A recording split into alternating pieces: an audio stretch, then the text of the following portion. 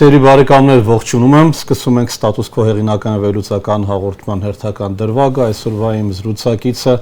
Հայաստան Հանրապետության նախկին վարչապետ, տնտեսագիտության դոկտոր պրոֆեսոր Հրանտ Բագրատյանն է, պարոն Բագրատյան, ողջունում եմ ձեզ։ Ուզում եմ ձեզ հետ միասին այսօր ամփոփենք, այսպես ասած, տնտեսական տարին։ Ես ընտրել եմ այս նկարը, քանի որ ինքը մի տեսակ խորհրդանշական է, տնտեսությունը փակվում է ադրբեջանական նավթամթերքի մուտքով, այսօր էլ վարչապետը հայտարարեց, որ հույս ունի, որ Հայաստանը եւս կարտահանի ինչ-որ բաներ Ադրբեջան։ Սա փորձ է ինտեգրելու Հայաստանի եւ Ադրբեջանի տնտեսությունները, փորձ է էքսպանսիոնիզմի ադրբեջանական տնտեսական միջոցներով։ Դրանպես ինչպես ենք ամփոփում այս տարին։ Դա եւ մեկն է եւ մյուսն է, որովհետեւ Ադրբեջանը կամ Թուրքիան առիթը բաց չեն թողնի հիմա էլ տնտեսական կախվածության մեջ գտնեն։ Նման երկրների հետ, որոնք չունեն բարեկամական զգացմունքներ Հայաստանի նկատմամբ, պետք է զգույշ զարգացնել այդ հարաբերությունները եւ փոխադարձության հիման վրա։ Եթե մենք Ադրբեջանից նավթ ենք առնում, ուրեմն փող ենք տալի Ադրբեջանի բյուջեին։ Ուրեմն այդ նավթի չափով էլ Ադրբեջանը մեզնից ինչ-որ բան պետք է առնի։ Բայց ես վստահ եմ, որ այդ բաները չեն պահպանվի, որովհետեւ գործող իշխանությունները թույլ են Ադրբեջանի դեմ։ Իրանք չունեն, դիմակ չունեն Ադրբեջանի հետ տետատետ հավասարի խոսելը եւ բացի դա էլ ավելի շատ պոպուլիզմով են տառապում։ Իդեպ այդ նավթամթերքը, որ եկել է կամ ծորենը, որ գալիս Ադրբեջանով, դադարե 20 թվականի նոյեմբերի 9-ի երակող համաձայնագրի 9-րդ կետն է կատարվում ընդամենը 5 տարի ուշացումով։ Ավելի քան 5 տարի ուշացում։ Պարոն Բագրատյան, շատերը, եթե քաղաքականությունը մի կողմ թողնենք կամ այն վտանգները, որ դուք նշում եք, այսինքն այդ կախվածությունների ստեղծումը, որը ժամանակակից աշխարհում դարձել է ինչ-որ առումով նաև սովորական երևույթ, պետությունները փորձում են ռեսուրսային կախվածություններ ստեղծել։ Արդյոք տնտեսական առումով իսկապես շահավետ է ադրբեջանական բենզին գնելը։ Եթե մի կողմ թողնենք նույնիսկ եմ ասում սենտիմենտները, քաղաքական եւ այլ ասպեկտները։ Չեմ կարող ասել, կարծում եմ, որ ոչ, Ադրբեջանը ընդհանուր առմամբ բենզին ներկրող երկիր է։ Ինքը ներկրում է։ Այո։ Մենք չգիտենք ինչ բենզին են մեզ տվել։ Իրանց արտադրածն է, թե ներկրածն է։ Ասում եմ պրեմիում է, որը, չգիտեմ, 50 թե 60 դրամով ավելի էժան է լինելու շուկայում։ Այդ հիմա են ասում 50-60, միշտ շուկա մտնելուց, որովհետև շուկային մտնում ընկերություններ, որոնք առաջ բենզինի առևտրով չէին զբաղվել, Սուքիասյանները եւ բաները, Ալեքսանյանները, մի քիչ պիտի էժան մտցնեն, հետո կգան 9-ը կկանգնի։ Էլի կգան 9-ը։ Ինչպես Վրաստանը։ Որտեղ աննարին է Ադրբեջանից գնել բենզին, որը ինքը բենզին ներմուծող է, մենք ԵԱՏՄ անդամ ենք, մենք չենք կարող Ադրբեջանից ավելի էժան գնել, քան թե ԵԱՏՄ-ից։ Ի վերջո այդպես է։ Բայց ինչպես ասում, որ հիմա այդ կինը էժան է ավելի։ Չգիտեմ, ես մի պարծայի համար նման թվեր են հայտարարել կամ Ադրբեջանը շուկան մտնելու եւ գրավելու համար այս բաներն է դնում։ Շուկան գրավելուց հետո մենք կախվածության մեջ կլինենք Ադրբեջանից եւ այսինքն ցանկացած հակասության դեպքում Ադրբեջանը կասի փակում են բենզինի ճանապարհը։ Միգուցե նաեւ որովհետեւ Վրաստանի իշխանությունները այս անգամ ոչ մի սակագին չդրեցին տարանցելու համար, չէ՞ որ իրանք անվճար ասցին առաջին պարծեն անվճար կլինի։ Դե հա, նաև դա կա, իհարկե, մենք դա էլ գիտենք, որ դա էլ կա։ Հաջորդ անգամ արդեն Վրաստանը կասի դե տրանզիտի փողը տվեք եւ կգա կանգնի նույնը։ Հնարավոր չէ Ադրբեջանից ստանալ ավելի էժան բենզին, քան թե ասենք մինչև ստանում էինք։ Վրաստանում նույն Սոկարի եւ Լուկոյլի գները կարծեմ նույնն են։ Այո։ Եթե չեմ սխալվում, հենց նույն Սոկարը։ Եվ Վրաստանում ընդհանրապես բենզինի գները ավելի էժան չեն, քան թե Հայաստանում։ Ահա։ Այնտեղ տրանզիտ երկիր չկա, այստեղ ո՞նց է գալի ապրանքը Ադրբեջան, Վրաստան, Հայաստան, այնտեղ Ադրբեջանից մտնում է Վրաստան։ Վրաստանն ինքը թույլ չի տա, որ Ադրբեջանը բենզինի գների դեմպինգ անի։ Պարոն Բագրատյան, մի քանի կնճռոտ հարց կա այս տարվա ընթացքում առաջացած։ Մեկը վերաբերում է տրիպին, այդ տրիպ ուղղուն, որը էլի արևմտյան գործընկերները շատ են գովերքում որպես տնտեսական քայլ, որ Հայաստանը դրանից շահելու է։ Էլի եթե մի կողմ թողնենք էմոցիոնալ կողմը, դա իսկապես շահավետ է տնտեսապես Հայաստանը, եթե զուտ տարանցիկություն է լինում եւ Հայաստանը ընդհանրապես ըստ էության տրամադրում է այդ միջանցքը, տարանցիկ միջանցք է տրամադրում։ Գիտեք, տնտեսապես հարց չի, վերջերս Հայաստանում ԱՄՆ նախկին դեսպան Էվանսը, պարոն Էվանսը, որին անձամբ լավ ճանաչում եմ, հայտարարել է, որ հա, Ջոն Էվանսը, որ նախկինում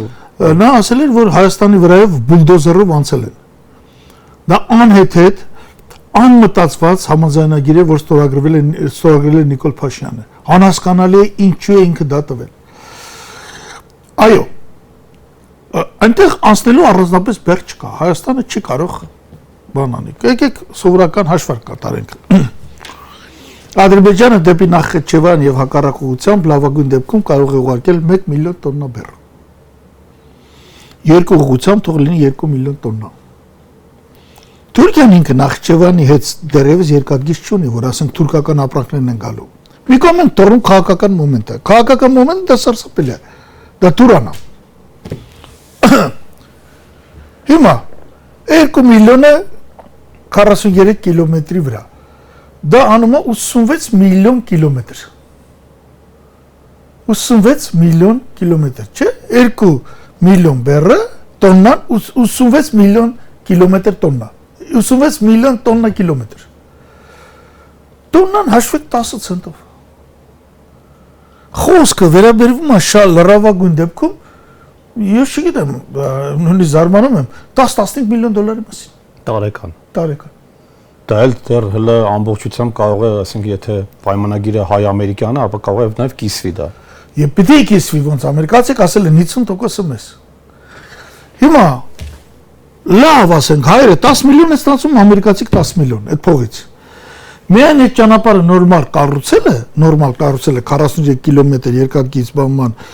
եւ էստակադը ավտոմեքենայի ճանապարհել է լինելու եւ ինչ որտեղ պետք է գա ըստ սահմանման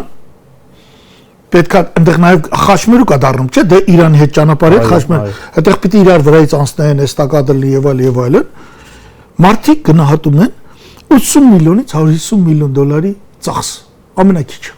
Ինչ թվում է, կարծեմ չէ ավելի մեծ թվե, կարծեմ չէ միլիարդի հասնող ներդրում պիտի լինի։ Մի րոպե։ Սա այդ ինքնարժեքն է, որ ինֆրաստրուկտուրա։ Հիմա եթե այնտեղ չգիտեմ ինչ որ ինֆրաստրուկտուրա, այնտեղ տեղել չկա ինֆրաստրուկտուրա անելու, որովհետև խորը, անդնդախորը ձոր է, մի կերպ այդ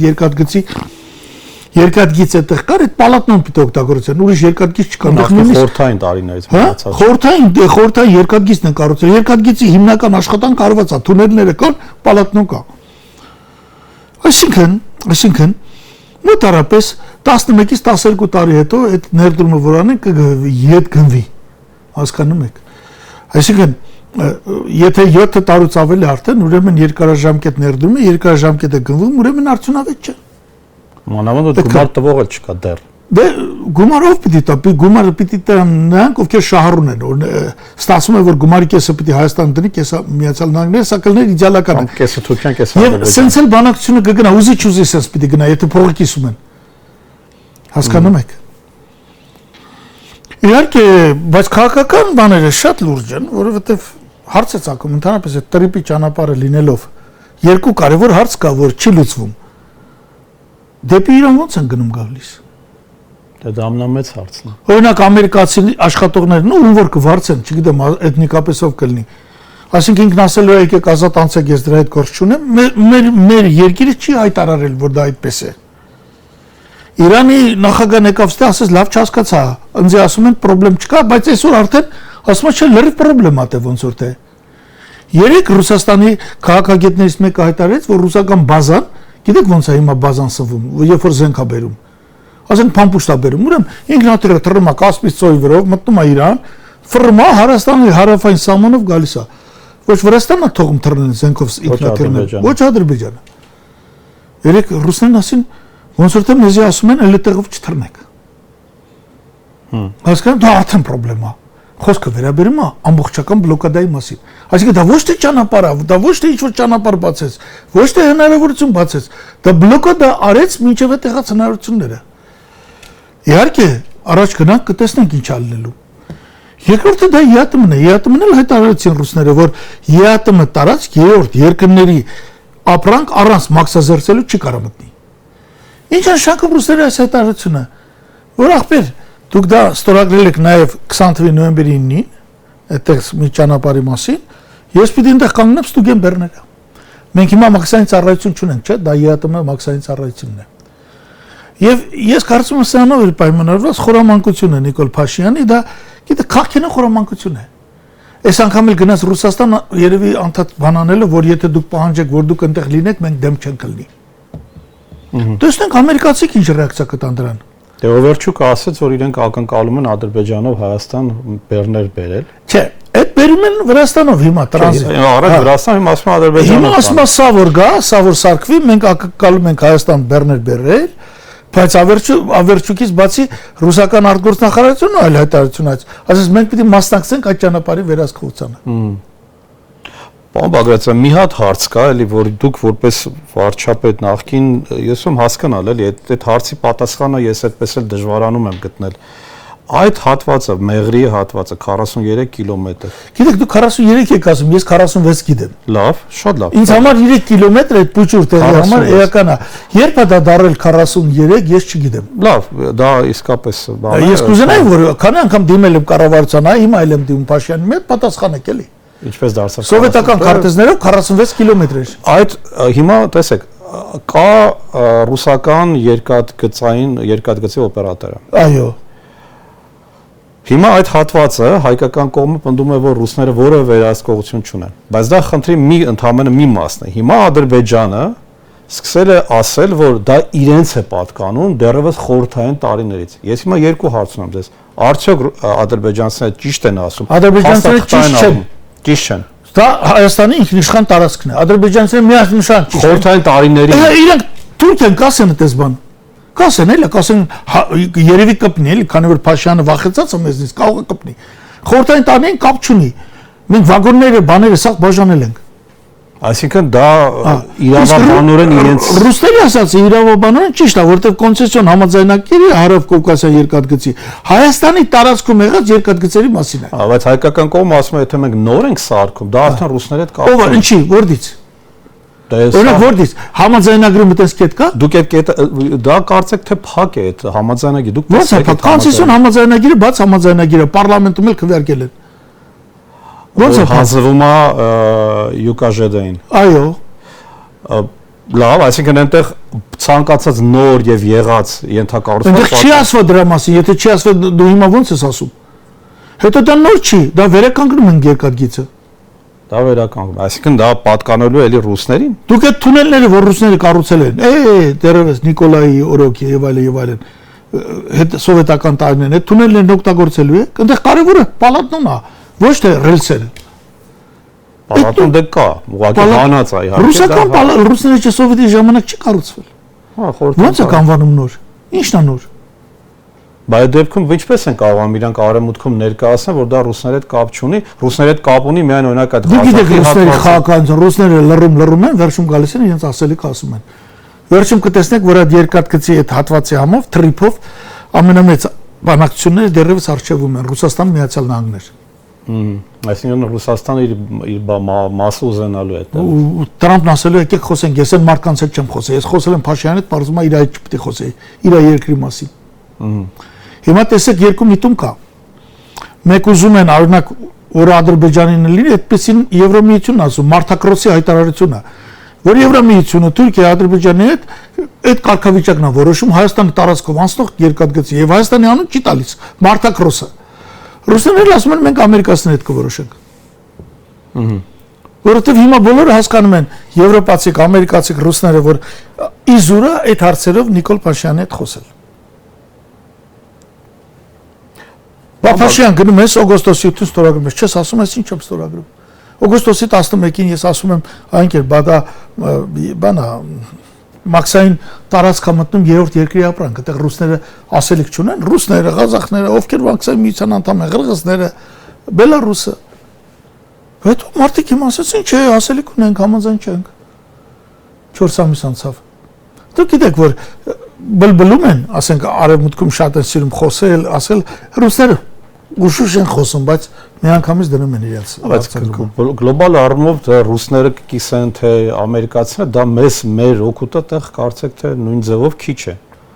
Այս իրենց խնդիրն են, ղազախներն են շատ հետաքրքրված, շատ գրգռված։ Անկեղծ ասում, ռուսները կարող են sense հարց դնել։ Չէ՞ որ եվրասիական ԵԱՏՄ-ում մենք մաքսային ծառայություն չունենք։ Գոյություն ունեն գործակիցներ,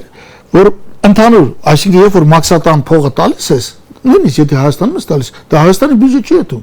ԵԱՏՄ մաքսային ծառայության բյուջե, որտեղ կոэффիցիենտը բաժանվում է Հայաստանի վրա։ Ասենք Հայաստանին այնտեղ հատկացված է 5% ինչը։ Որից դեռ մենք շահում ենք։ Եթե մերը լիներ, այն ամենասկզբի տարի թվերն եմ հիշում, մենք պիտի ստանանք 55 միլիարդ բան դրամ։ Բայց ստանում ենք ավելի շատ 80-ից 100, որովհետև 5%-ն ավելի մեծ է, քան թե մենք ունենք այդ մաքսային շրջանառության մեջ։ Ուրեմն սա նկատի ունենալով մենք չենք կարող բան անել։ Հիմա ռուսներն ասելու են կարան ընդհանրապես ասանել մի կողմ քաշվեք հայեր։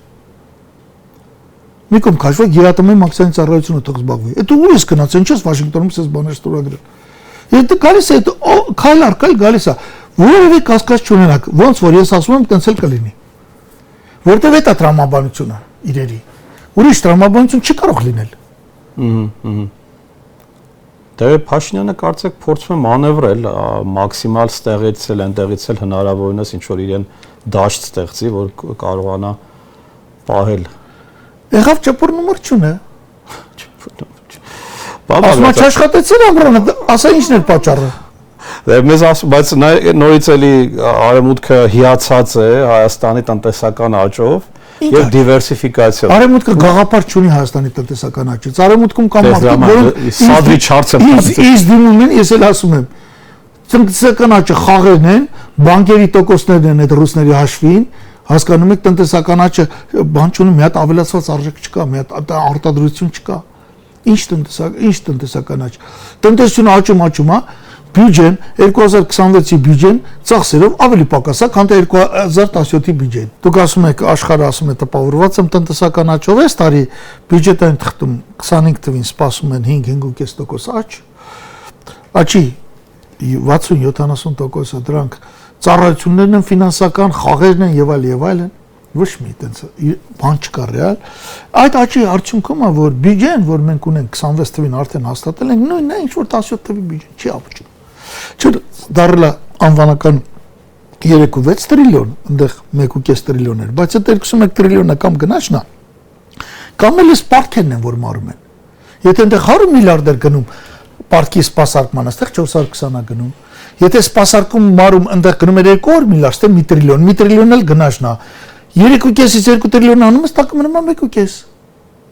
Քանի անգամ հրավիրել եմ ֆինանսների նախարարը արձագանքել է, ջան, դա ասել է, կգա, թող գա, բանավիճենք, թող գա, հարցը մեկնամ, ոչ գալիս են ոչ էլ։ Թող Նիկոլ Փաշինյանը գա, ես վարչապետ եմ, մի վարչապետ, ես եմ հաղթանակած վարչապետ եմ, ինքը պարտված վարչապետ է։ Թող գա, խոսեն։ Իրանք տենց կատեգորիաներ չունեն, պարոն Բագրատյան, իրանց համար ընդհանրապես այդ արժեքային դաշտը լրիվ զրոացած, այսինքն վաստակ, բան, էդի չեք տեսնում ոնց են վերաբերվում։ Այսինքն իրանք չեն գալու, չեն հանդիպում։ Մեզ հանդիպում են, մարդիկ գիտեն ինչ բան է աճը, այնպես չի որ դուք ասում եք, ես ինչի վրա դա ասեցի, որ ասում են նշում են տնտեսական աճ, ոչ մի տնտեսական աճ չէ, տնտեսական աճը Վրաստանում է 9-10% պակաս չի։ Կաթողանաբարձն է, չէ, Եվրամիությունում։ Եթե Վրաստանը վերջապես երբ որ սկսեց Եվրամիությանը չլսել, լուրջ տնտեսական աճեր ունի։ 8, 10, 11 եւ արտադրության մեջ է, տնտեսությունը, արդյունաբերությունը նոր սկսում վրացիք։ Շատ արագ զարգացնում են այս թվային տեխնոլոգիաները, արհեստական բանականությունը, առաջ են ընկել։ Մեզ մոտ ընդունված էր ասել թե հայերը տեղ առաջ են, ամենևին այդպես չի։ Վրացիները, հա, բավական լավ ներդրումներ են, եւ դրսից, եթե չեմ սխալվում, Սաուդներից, Արաբական Էմիրություններից են լավ գումարներ բերում։ Այն որ վրացիք չեն գնում Եվրոպա, Սաուդները եւ մյուսներն ասում են Եվրոպա չգնաք, փող կդնենք, գնաք, չենք տնի։ Ահա։ Վրաստանը այս առումով կարծեք մի փոքր, բայց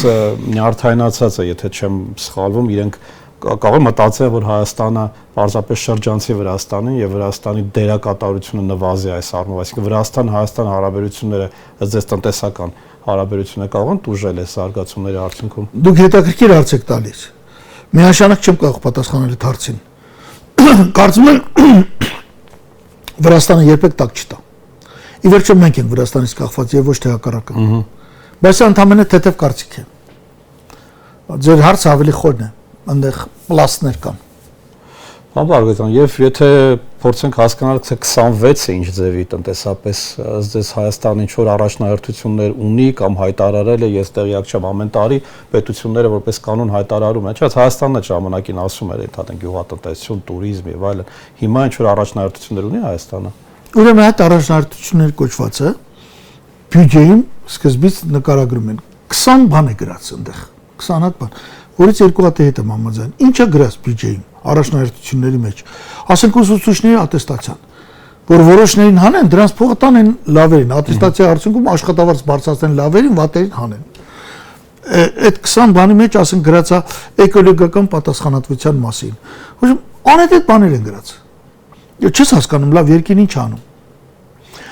Շարունակելու են, ինչ են շարունակելու, ասենք շարունակելու են եկամտային հարկի հաշվով բնակարան շինարարություն, որ մեր տունը քանդում է։ Արդեն 110 միլիոն քառակուսի ժիլի է սարքած։ Գնում են իրանք, արդեն ստիպված գնում են, ասենք ներքին հատ գյուղից, ասում են տղա ջան, ստեղ ես մնացել, արի Երևան, գործի ընդունեն, եկամտային հարկի հաշվի բան կլես, դու էլ տուն կստանաս։ Դատարկում բերում են։ Ինչու են դատարկում եւ ինչու պետք է սրան դեմ գնալ։ Սա պետք է կանոնակարգել։ Հասարակ բան է, որովհետեւ բան է, այնտեղ ներքին հանդումով մնա։ Ընդհանրապես ձևը sense ովքեր առաջի անգամ ամուսնանում են, որոշակի գումարի չափով, հաստատ գումարի չափով, պետությունն ասում է զղջում են, որ առաջի անգամ ամուսնանում է։ Եվ դա մի 10 անգամ պակաս ավելի քիչ մարդիկ են, եւ ընդ որում դա չպետք է ենթադրի, որ գյուղերից, Գորիսից, Սիսյանից կան Երևան։ Բան չունի ճանապարհ չեն սարքում, ինչու՞ նա տեստակատ չեն սարքում, ինչու՞ նա թունել չեն սարքում։ Տեստակատը չես վաճառի։ Իքես բնակարանը կանգնած են իշխող կուսակցության անդամները այդ ամեն մի շենքի շինարարության հետևում փող են աշխատում։ Եվ թեկած ունեն, որ բնակավայրերը մեր սահմանի մոտիկ բնակավայրերը դատարկվում են։ Թվում է թե հիմա ինձ երբ որ լսենք, ասեն, արա դե ինչ ես ուզում, մարդիկ տուն են առում թողանան, չէ՞։ Ես դեմ եմ, մարդիկ։ Ես դեմ եմ դրան։ Ոչ մի լավ բան դրա մեջ չկա։ Հələ էլ չեմ խոսում այն մասին, եթե հիմա խիստ մոտենաս, ապա այդ դուրս գրումները վարկերի դադարեցնես, դա բոլորը բանկրոտ են։ Բոլորը։ Բանկերից սկսած վերջացած կառուցապատողներով։ Այնպես որ ոչ մի ես տենց դրական ստրատեգիական բան չեմ տեսնում։ Ես չեմ տեսնում մի բան գոնե մի 5 րոպե մտածել են դրա վրա։ Ինչ անեն։ Միայն անձնական փող, երկրի վերնախավը 5 անձան փող աշխատում։ Շահ անձնական 110 միլիոն քառակուսի մետր ժիլի ունենք, այդ ծեր ցավը տանեն։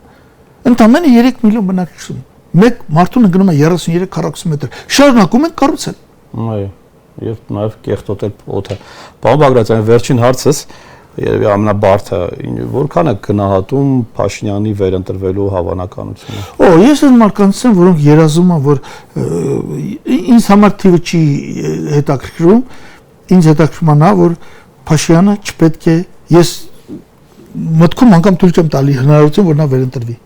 Նա չպետք է վերընտրվի։ Նա ոչ մի բանի համար պիտանի չէ։ Ոչ մի բանի համար։ Նա ոչ մի հարցում պրոֆեսիոնալ չէ։ Ոչ մի հարցում գիտելիք չունի։ Այդ կառավարությունը որևէ հարց չի քննարկվում։ Դուք լսել եք, որ խորհրդակցություն անցկացվեց այս հարցով։